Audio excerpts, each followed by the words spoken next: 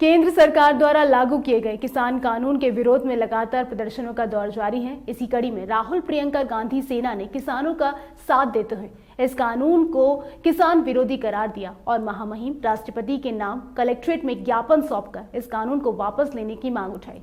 केंद्र सरकार द्वारा कृषि कानून लाने से कांग्रेसियों ने केंद्र सरकार को किसान विरोधी बताया है। आपको बता दें, मंगलवार 8 दिसंबर को किसान कानून के विरोध में किसानों ने भारत बंद का ऐलान किया और कई राजनीतिक पार्टियां भी इस कानून का विरोध करते हुए किसानों के साथ खड़ी हैं और लगातार कृषि कानून को वापस लेने की मांग उठाई जा रही है। इसी कड़ी में कांग्रेस ने किसानों का समर्थन करते हुए सरकार से इस कानून को वापस लेने की मांग उठाई है।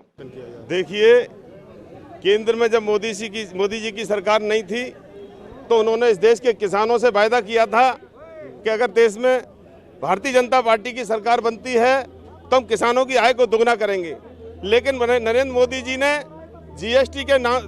जीएसटी से उनके जो कृषि यंत्र है उसमें 28% जीएसटी लगा के किसानों की कमर तोड़ दी। खाद के दाम बढ़ा दिए, डीजल के दाम आसमान छू रहे हैं। कोरोना काल में मोदी जी डीजल पेट्रोल के दाम बढ़ाने में रहे।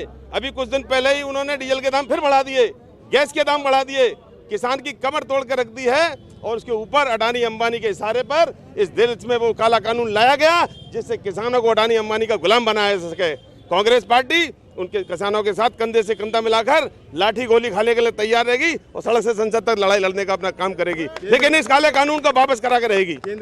कलेक्ट्रेट पर एकत्रित हुए कांग्रेस के सदस्यों का कहना था कि देश के किसान पहले ही कोरोना वायरस में आर्थिक संकट से जूझ रहे हैं। उसके बाद अब भारत सरकार द्वारा पारित कृषि कानून से किसानों की कमर टूट जाएगी। किसान अन्नदाता सड़कों पर उतरा है, इससे दुख की बात कोई हो नहीं सकती। आज राष्ट्रपति जी के नाम जो ज्ञापन दिया उसमें कहा गया है कि योगी जी और मोदी जी की किसी तरीके से इनकी बुद्धि शुद्धि हो जाए। जो पहले किसान के बेटे हैं उसके बाद मुख्यमंत्री और प्रधानमंत्री जी हैं।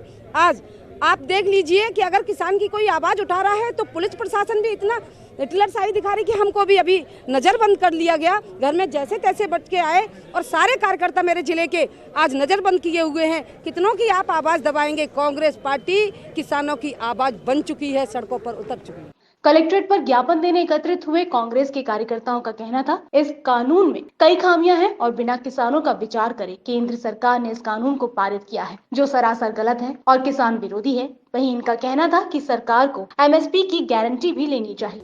मोदी सरकार जो 3 कृषि विधेयक लाई है, इन तीनों काले कानूनों का विरोध पूरे देश का किसान लोकतांत्रिक तरीके से कर रहा है, लेकिन भाजपा शासित राज्यों की सरकारों ने और मोदी सरकार ने उसके लोकतांत्रिक आंदोलन को कुचलने का प्रयास किया है और बहुत ही अत्याचार भी किया है।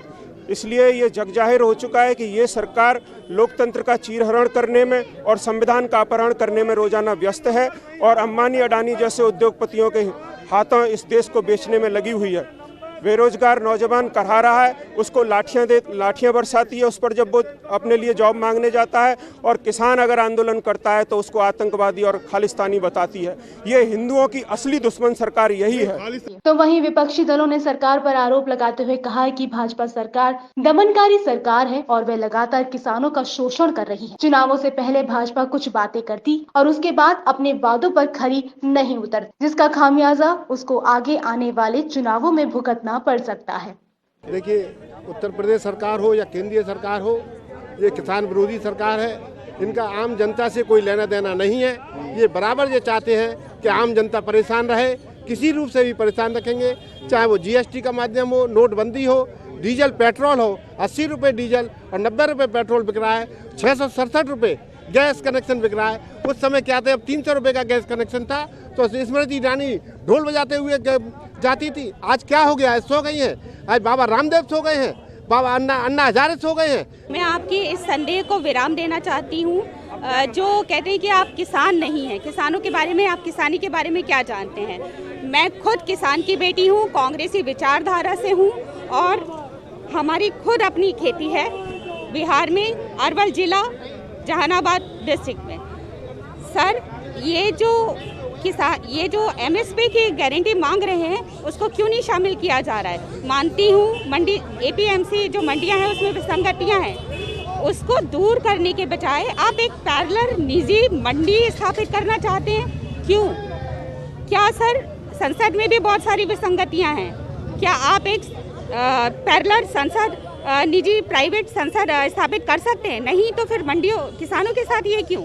तो वहीं जिला मुख्यालय पर दर्जनों की संख्या में एकत्रित हुए संगठन के सदस्यों ने राष्ट्रपति के नाम संबोधित ज्ञापन सौंपते हुए मांग की कि कृषक एवं देश हित में भारत सरकार द्वारा पारित कृषि अधिनियम 2020 वाले कानून को अस्वीकार करने की कृपा करें।